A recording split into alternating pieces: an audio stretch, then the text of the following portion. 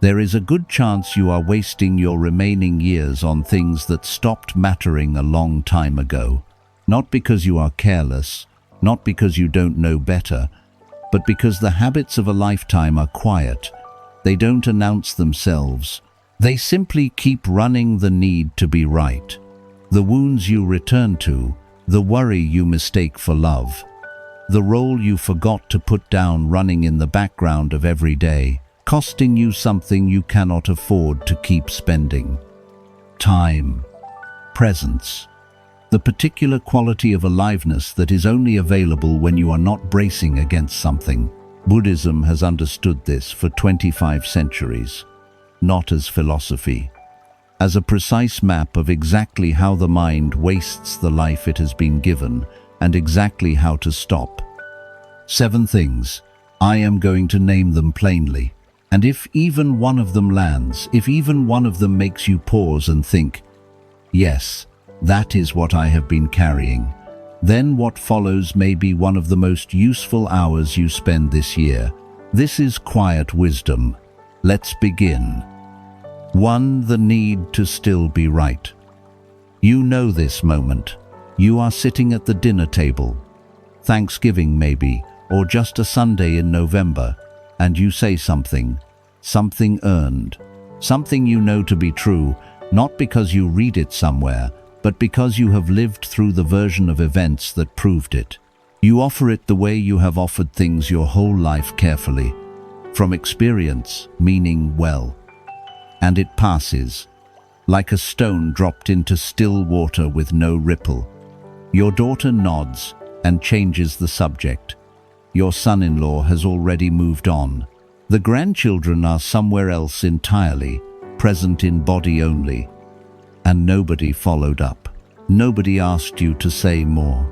And somewhere beneath the surface, not anger exactly, something older and quieter, something contracts. You may not call it what it is. You may call it frustration. You may tell yourself you are simply tired of not being heard. But if you sit with it honestly, in the dark, in the quiet, it is something closer to this. I am still here. I still matter. Why does no one act like it? The Buddha called this Māna. It is often translated as pride or conceit, but those words are too loud for what Māna actually is. Māna is quieter than that. It is the deep structural need of the self to be measured, to be seen, acknowledged, found significant, to have your presence register in the room. And here is the important thing. Māna is not a flaw. It is not something broken in you. For most of your life, it served you. It made you work harder. It made you show up when you could have walked away. It made you care about doing things well, about being respected, about leaving something behind that mattered. Māna was fuel. But there comes a point, and many of us find it somewhere in the later decades, when Māna stops being fuel and becomes a drain, because the self that needs to be respected is a self that is always quietly afraid. Afraid that without the acknowledgement, without the deference, without being consulted, it might discover there is nothing left. Think of the person you may know or maybe who retired after 30 years at the center of things. Decisions flowed through them. Their word carried weight. Their opinion shaped outcomes. And then, on a specific Friday afternoon, that ended. There was a party, there were speeches, there was cake. And then, with very little ceremony, the calls stopped coming. And now at family dinners, in conversations with adult children, in rooms where decisions are made, they find themselves still running the meeting. In their head, still rehearsing what should have been said, still composing the argument that would have changed the outcome, still offering opinions that arrive a beat too late or that nobody asked for. The meeting ended. The mind did not get the message. This is what Māna does when it is no longer fed by external structures. It turns inward and keeps working. It rehearses, it resents, It finds small slights and makes them large. It spends energy, real, finite, precious energy, managing situations that are already over. One of my teachers used to say something I have never forgotten. A still lake does not need the wind to prove it is water. You do not need to be consulted at every family decision to have wisdom. You do not need your adult children to follow your advice for your life to have mattered. You do not need applause to be at peace. These things were never what made you worthy. They were simply the forms through which a worthy life expressed itself, and those forms change. That is not a loss. That is a season turning. I want to name the resistance plainly, because it deserves to be named. This is not about becoming invisible. It is not about accepting disrespect or pretending your experience has no value. Your experience has enormous value. The decades you have lived through contain things that cannot be taught in any classroom, that most people around you have not yet had to survive. The question is not whether the wisdom is real.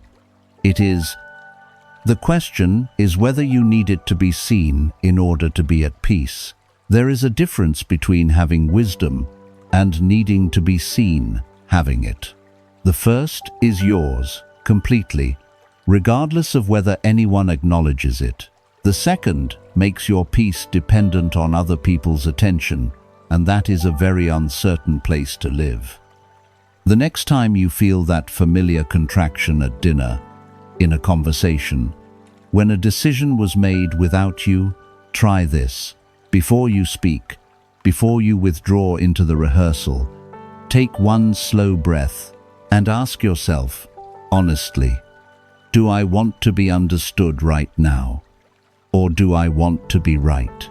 Those are different things, and knowing which one you're after changes what you do next. Real dignity in this season of life is not being respected by others. It is respecting yourself enough not to need their confirmation to feel whole. 2. The wounds you keep returning to. I want to ask you something, and I want you to answer it honestly, not to me, but to yourself. How much of your day do you spend inside a memory that hurts you? Not the memory of something sweet that has passed. The other kind, a betrayal, an injustice, something someone did to you. A friend, a sibling, a spouse, a child that was genuinely wrong, genuinely painful, something that deserved to be felt and was felt. And that happened years ago or decades ago. And yet, here it is, again, arriving without invitation, the way it always does. Your body tightens before the thought is even fully formed. Your jaw sets. Your chest closes slightly, and you are there again, back in the room where it happened, back in the conversation, back in the moment of impact as fully as if no time has passed at all. The wound did not stop hurting, but there is something worth looking at carefully here. The wound happened then. The pain is happening now, right now, in your body, in your breath, in the contraction around your heart that no one else in the room can see. The Buddha taught what he called the second arrow. The teaching goes like this. If someone shoots you with an arrow, that is painful. That is the first arrow. It was not your fault, but then, in the moments and hours and years that follow, if you pick up a second arrow and drive it into the same wound, over and over, revisiting the pain, rehearsing the story, returning to the room again and again, that second arrow is yours. You are holding it. You are choosing it, even when it does not feel like a choice. The first arrow was not your fault. The second one is something else. Let me tell you about someone I'll call Margaret. Margaret was in her late 60s when I first sat with her. She was warm, intelligent, funny when she wanted to be. She had 4 grandchildren she adored. She had built a life that, from the outside, looked whole. She had not spoken to her sister in 22 years. The reason was real. I want to be clear about that. Her sister had done something that was genuinely harmful, a betrayal of trust that cut deep and lasted long. I am not dismissing that. Some wounds are earned by the person who inflicted them. Some things are genuinely wrong. But here is what I noticed as we spoke. Margaret did not mention her sister once. She mentioned her 7 times, in a single conversation, about other things entirely. The wound found its way to the surface again and again. Her voice changed when it arrived sharper, younger somehow, as if she had traveled back to the moment and could not quite find the door home. The rest of her face stayed present, but something in her eyes went elsewhere. After the 4th time, I asked her gently, "How much of your day do you spend thinking about this?" She was quiet for a long time. Then she said, "I suppose most of it, 22 years. Most of each day, spent in a room that the other person may not even remember building." This is what the second arrow costs. Not dramatically, not in a single crisis, but in the slow, steady expenditure of your most precious resource, your attention, your presence, your aliveness in the day that is actually happening on a wound that already happened, to a person who may have changed, in a moment that no longer exists anywhere except inside you. I want to say something now that I know will meet resistance, and I want to say it anyway. Forgiveness is not something you give to the person who wronged you. Forgiveness is something you give yourself. This is important enough to say again, differently. You are not forgiving them because they deserve it. You are not forgiving them because what they did was acceptable. You are not forgiving them because the relationship should be repaired, or because they have changed, or because you owe them anything. You are forgiving because you deserve to stop being the one who carries this. Because the wound lives in your body, not theirs. Because the cost of holding it, the slow, daily cost, is yours and yours alone. Mettā, loving kindness, begins, in Buddhist practice, with oneself. And one of its most radical expressions is this: offering compassion to yourself for the years spent in pain. Not guilt about the time already spent. Compassion. You return to the wound because pain is a groove the mind knows how to follow. That is not weakness. That is simply what an untrained mind does. You are not broken. You were simply never shown the door. The next time an old wound surfaces, and it will try this. Before you follow it back into the room, pause. 3 slow breaths, and say to yourself quietly, "That was then. I am here now." Not denial, not pretending, not erasing what happened or what it cost. Simply choosing, once more, to come back to the breath that is happening right now, the life that is still, even now, unfolding. You cannot rewrite the past, but you can stop letting it write your present. 3. The worry you mistake for love. When did you last sleep a full, uninterrupted night without your mind running towards something you cannot fix?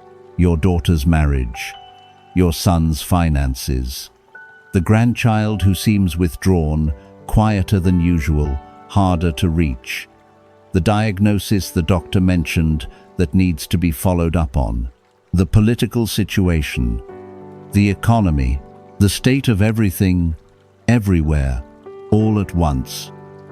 If you are honest, there is probably a low, constant hum of anxiety that has been present for so long, it has begun to feel like the normal texture of being alive. Not acute, not dramatic, just there. The background noise of a mind that loves people it cannot protect and lives in a world it cannot control. And I want to say something about this carefully, because I do not want to be dismissive of what is real here. This comes from love. The worry about your children, about the people you have built your life around that is not pathology. That is attachment in its most human form. You worry because you love. The two are bound together so tightly, for most people, that they feel like the same thing. But they are not the same thing. Worry is love that has lost trust in the person it loves. And more than that, worry is often the last room where control still feels possible.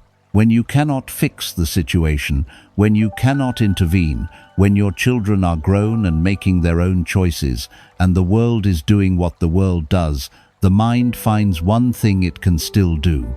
It can think about it. It can turn the problem over. It can imagine outcomes, rehearse responses, prepare for disasters that may never arrive. The mind calls this caring.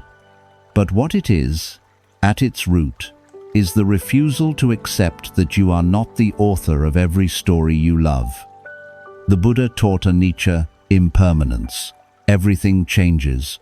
Everything is in constant flux. The body, the seasons, the people we love most, the nations we live inside, the very thoughts we are thinking right now. Not one thing in the whole of existence has stayed the same for even 2 consecutive moments. This is not a pessimistic teaching. It is a liberating one.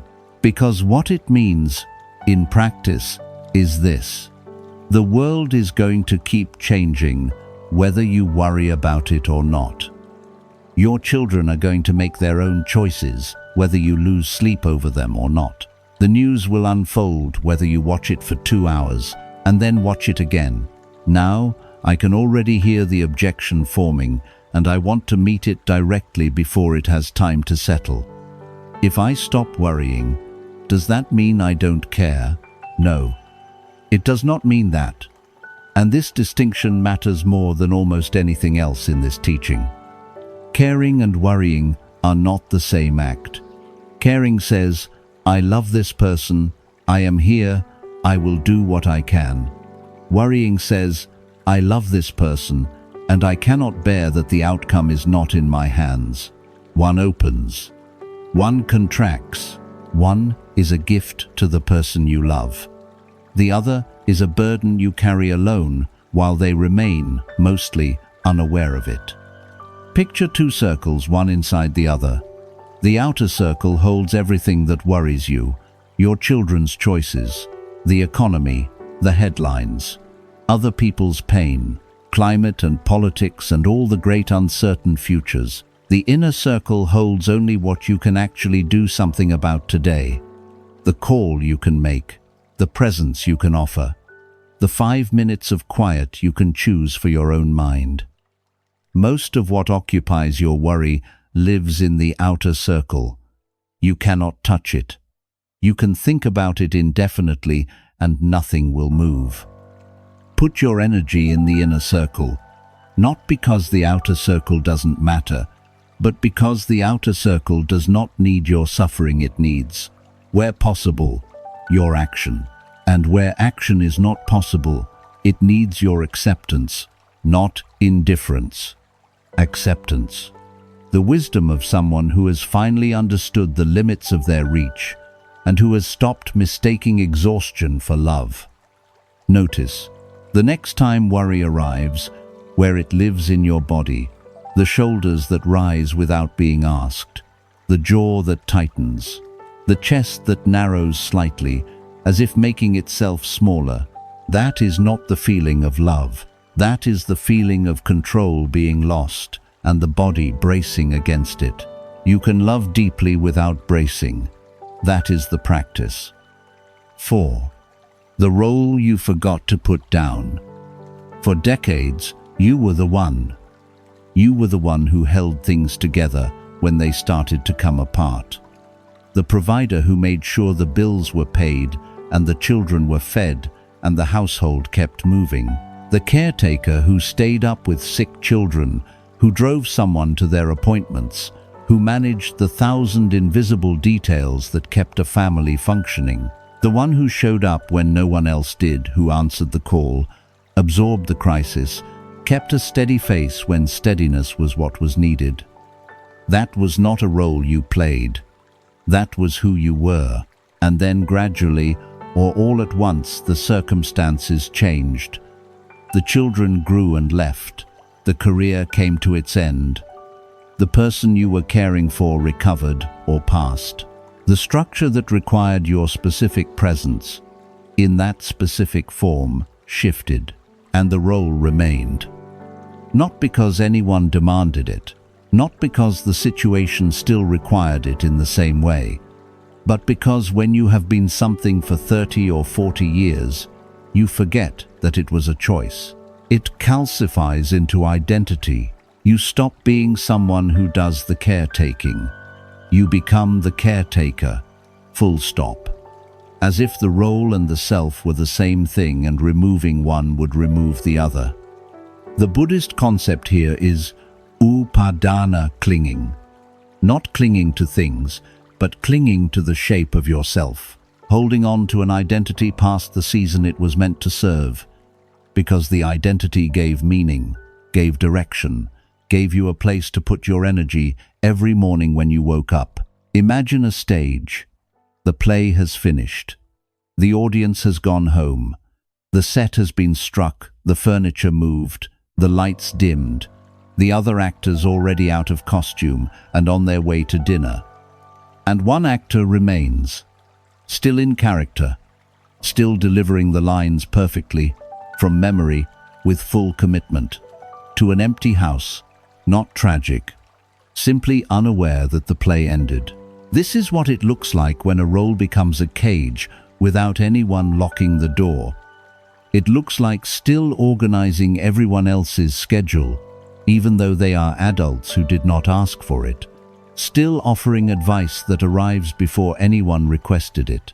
Still making yourself indispensable to people who have quietly developed their own competence, their own methods, their own lives. Because if you stop being needed, you are not sure what is left. Still waiting to be needed before allowing yourself to rest. I want to offer you a moment of recognition, not judgment, but recognition. The next time you find yourself managing something that was not asked of you, or staying busy in the service of someone else's life, rather than your own pause, just long enough to ask, am I doing this because I have to, or because I don't know how to stop? That question is not an accusation. It is an opening. And this is the thing I most want you to hear. In this teaching, in this moment, you are allowed to want something for yourself, not after everyone else is settled, not when things calm down, not when you have earned it through enough service, enough sacrifice, enough years of placing yourself last. Now, you are allowed to want something for yourself now. This is not selfishness. Selfishness is indifference to others. What I am describing is something else entirely, the recognition that you are also someone, that your presence, your desires, your need for rest and meaning and joy deserve space in your own life. That a life spent entirely in service of others, with nothing kept for the self, is not virtue. It is disappearance. You have not disappeared. You are still here. And these years that remain, they belong to you too. The body you declared an enemy. There is a moment that most people never talk about. You wake up an ordinary morning, nothing special about it, and something hurts that didn't hurt before. Or you reach for something and feel the effort in a way you didn't used to feel it. Or you catch a glimpse of yourself in the bathroom mirror, in the particular light of early morning. And for just a moment, a fraction of a second, the face looking back surprises you. It is not the face you still feel like. Inside, you are still something else, something earlier. And then the moment passes and you get on with the day. But underneath the getting on with it, something else is happening. Something quieter and more corrosive. A low-grade war. The body as inconvenience. The body as betrayal. the body as a system that is failing to perform according to specifications. Specifications set 30 years ago by a life that no longer exists in the same form. You push through the tiredness because you have always pushed through. You ignore the signals because attending to them feels like defeat. You apologize, sometimes, for what your body can no longer do, as if it has let you and others down. As if the changing is a failure rather than a fact. This is a form of suffering that almost no one names directly. Not the pain itself, the pain has a name, but the relationship with the pain, the grief of a body that is changing against your wishes, and the way that resisting the change, fighting it, resenting it, insisting it should be otherwise doubles the suffering. What hurts once becomes what hurts, and what you cannot accept hurts. Two pains for the price of one. The body's natural change, and then your argument with it. The Buddha's teaching on dukkha, suffering, points to this again and again. It is not the difficult thing itself that creates most of our suffering. It is our resistance to it. The mind's refusal to allow reality to be what it is. There is a river I want you to picture. Not a gentle one, a real river, with force behind it. It does not fight its banks. It moves with them. Not because the river has no power, but because force directed against a fixed structure wastes what could be flow. The river finds the channel that is available and moves through it fully, with everything it has within the shape that exists. The body in later life is not failing. It is changing. And those are not the same thing. One is a defeat, the other is a season. I can hear the resistance to this, and I want to meet it before it settles. This sounds like giving up, like accepting decline without resistance, like choosing passivity over care. It is the opposite. There is a difference, a crucial difference between acceptance and surrender. Accepting what the body is right now, in this season, does not mean neglecting it. It means tending it, honestly, in the form it actually has, rather than the form you wish it still had. It is the difference between a gardener who tends their garden in autumn, clearing, composting, preparing, honoring what the season calls for, and a gardener who insists the tomatoes should still be growing in November and wastes the whole month in argument with the calendar. Tomorrow morning, not as a task, not as a discipline, simply notice. Before you push through, before you override the signal, before you apologize for what the body cannot do, place one hand gently on the part of you that is tired or sore or slower than you expect. And instead of managing it, just for 30 seconds listen to it. Not to fix, not to judge, just to acknowledge that this body has carried you through everything, and it is still here, and that is not nothing. The war with your own body is one you cannot win, but the peace with it that is available. Any morning you choose it. 6. The self you forgot to come back for. I want to ask you a question, and I want to ask it plainly, without softening it, because the softened version doesn't land the same way. When did you last do something not for a child, not for a grandchild, not for a neighbor, not because someone needed you, not out of obligation or habit, or the sense that it was your turn to show up, but simply because you wanted it? Not a vacation that worked around everyone else's schedule. Not a meal chosen because it was easiest. Not a phone call made because you should check in. Something that was yours, entirely, unambiguously, unapologetically yours. Something that when you were doing it, you were not thinking about anyone else. Take a moment with that question. Notice what comes up.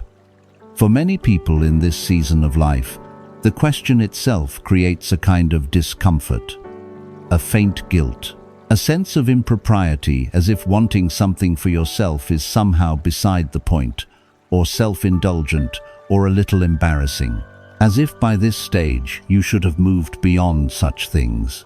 That discomfort is not proof that the question is wrong. That discomfort is the teaching. In Buddhist practice, Mettā, loving kindness, begins with the self, not as indulgence, not as selfishness, as foundation. The teaching is not that you matter more than others. The teaching is that you cannot genuinely offer what you have never genuinely received, including from yourself. You have probably heard the formulation, you cannot pour from an empty vessel. It is true, but it misses something deeper. The person who has spent decades placing themselves last does not simply have an empty vessel. They have, often, forgotten they have a vessel at all. They have become so habituated to giving, to showing up, to managing, to anticipating everyone else's needs, that they have lost track of the question of what they themselves need. They do not just have nothing left to give. They have lost the ability to receive. Even when something is offered to them, rest, attention, care, they deflect it, pass it along. Make sure someone else is comfortable before sitting down. They know how to perform giving. They have forgotten how to simply be. Picture a compass, a real one, the kind a navigator uses, the needle always finding north. Now imagine that for 40 years, that compass has been set not to magnetic north but to everyone else's north, to the children's needs, the spouse's preferences, the parents' care, the employer's demands, the neighbor's crisis, always orienting outward, always pointing away from the self. The needle does not break.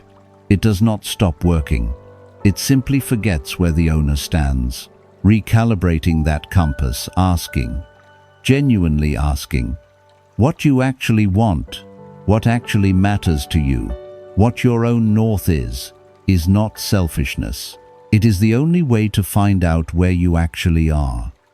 Here is the hard truth, and I am going to say it plainly because you have earned the plain version. Many people at this stage of life have spent so long placing themselves last that it has become identity, not just habit. I am the one who sacrifices.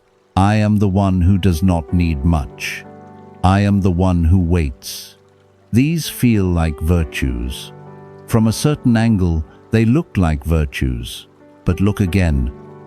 They are the residue of a life lived in constant reaction to everyone else's needs. A life in which your own presence, your own desires, your own right to exist with some spaciousness were quietly negotiated away, year by year, in the name of love and duty. And what got negotiated away does not come back on its own. You have to go looking for it. This is not a grand gesture. This is not a bucket list or a dramatic reinvention. It is something much smaller and much more available. This week, just this week, find one thing that belongs entirely to you. Not useful to anyone else, not productive, not scheduled because someone needed you to be somewhere.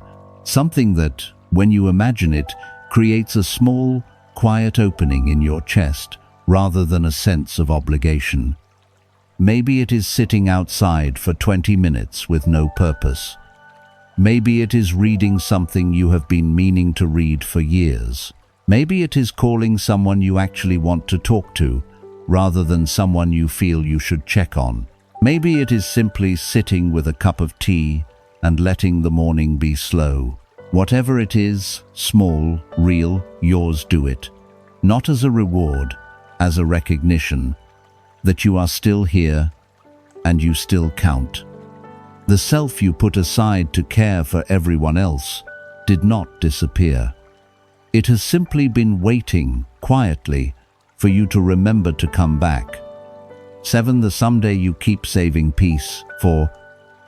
I want to say something about a habit of mind that I think is the most quietly costly of everything we have spoken about today.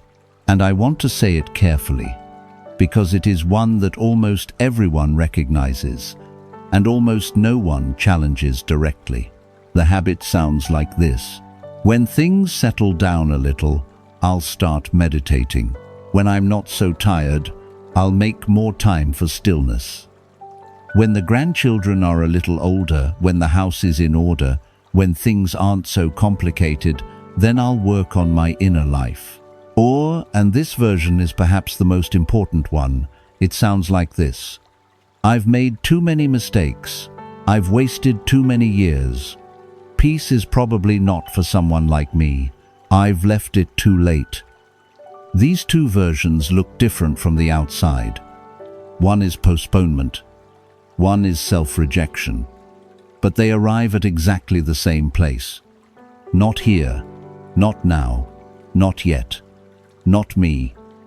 The Buddhist concept of Upādāna is sometimes translated as non-negligence or spiritual diligence. But what I love most about it is the implication beneath the word, the refusal to waste a single breath of this living, present, unrepeatable life in sleep when wakefulness is available. Not urgency as pressure, not urgency as anxiety or self-criticism, urgency as a form of respect for the time that is real, that is moving, that will not wait for the moment to be more convenient. The Buddha's last recorded words, as he lay dying, were these: all conditioned things are impermanent. Work out your salvation with diligence, not someday, not when you feel ready, not after the conditions improve. Now, I want to speak to both versions of the postponement. If your version is the first one, waiting for the right time, the right conditions, the right level of energy, then I want to ask you, with genuine curiosity and no judgment, how long have you been waiting? A year? 5 years? 20? And have the conditions ever been quite right? Has the moment ever arrived exactly as you imagined it would? The conditions will not improve. This is not pessimism. This is what impermanence actually means in practice. Life does not move towards stillness on its own. Stillness is a direction you choose, inside the noise, in the midst of the conditions that exist right now, not the ones you are waiting for. If your version is the second one, if somewhere underneath everything else, you carry the belief that you have left it too late, that the mistakes have accumulated into something too heavy, that peace is for people who started earlier or lived more cleanly than you, then I want to say something to you directly. The tradition that we draw from in these conversations has always, in every era, been full of people who arrived late, who came to the practice after decades of distraction or harm or simply ordinary human busyness. Ajahn Chah, one of the most beloved teachers in the Theravada tradition, taught monks and lay people and farmers and grandmothers, people of every background, every age, every history. He used to say that the only requirement for practice was a sincere mind, not a clean past, not a certain number of years ahead, a sincere mind. You do not need to be a spiritual person to take up this practice. You do not need to believe in anything you do not believe in. You do not need to become someone you are not. You need only to become slowly, imperfectly, without any rush, a little more quiet than you were yesterday. Quiet enough to hear yourself think. Quiet enough to feel the breath moving in and out of your body. Quiet enough to notice that you are here, right now, alive, and that this moment, ordinary and unremarkable as it is, will not come again. Tomorrow morning, before the news, before the phone, before the coffee, even try this. Sit somewhere comfortable, close your eyes, or let them rest soft and unfocused. And for 5 minutes, just 5 minutes, do nothing except feel the breath moving in and out of your body, in through the nose, out through the mouth. When the mind wanders, and it will, it always does, that is not failure. That is simply what minds do, gently, without any frustration or judgment. come back. Return to the breath. That is the whole practice. That is where it begins. 5 minutes. Not because 5 minutes will transform everything. Because 5 minutes chosen deliberately, with care, for your own inner life is proof that you believe your inner life is worth 5 minutes. And that belief, small as it seems, is the beginning of everything. Someday is not a day of the week. It never comes. The only door to peace is the one you are standing in front of right now. You walked into this video carrying something. Maybe you did not name it before you pressed play. Maybe it was just the familiar weight, the one that has nothing to do with sleep, that was already there when you woke up this morning, that you have learned to carry so smoothly it barely registers anymore. You have spent decades being the one who holds things together. You have loved people through their hardest seasons. You have stayed when leaving would have been easier. You have managed and worried and forgiven and waited and kept going through things that required more of you than you ever planned to give. None of that was wasted. None of it was meaningless. It was a life. It was your life. And it brought you here to this moment, which is not the end of anything. It is, if you let it be, the beginning of something quieter and more yours than anything that came before. 7 things, not flaws. Old habits of survival that the season no longer requires. The need to be seen as significant. The wounds you keep returning to. The worry you call love. The role you forgot to put down. The war with your own body. The self you set aside for everyone else. The someday you keep moving forward 1 more year. You do not have to carry all of them down. You can start with 1. Tonight, just tonight, before you sleep, notice 1 moment where you chose differently. 1 breath taken without bracing. 1 minute in the day when you did not return to the old wound, or the old worry, or the old role. 1 small thing that was yours. That is not nothing. That is the whole practice, lived at its smallest and most real. The peace you are looking for is not somewhere you get to. It is not a destination with better conditions than these. It is something that was always here underneath the exhaustion, underneath the habit, underneath the decades of holding everything together. It has been waiting, without impatience, for you to be ready to stop looking past it. You may be ready now. You would not still be here if some part of you were not. If this space has offered you something today, something that named what you have been carrying, or pointed towards something you might set down, I would be glad if you subscribed. Not for the number, because quiet wisdom is a place to return to. A space to come back to on the mornings when the weight is present again, and you need to remember there is another way. If something in this video opened something in you, a like lets me know it reached you. And if someone came to mind while you were watching someone who has been carrying something similar, quietly, for longer than they should have, to please share this with them. Sometimes the most generous thing we can do for the people we love is hand them something that names what they have never been able to name alone. One more thing. In the comments below, I read every single one. I'd like to ask you this. Of the 7 things we spoke about today, which one are you most ready to set down? You don't have to have already set it down.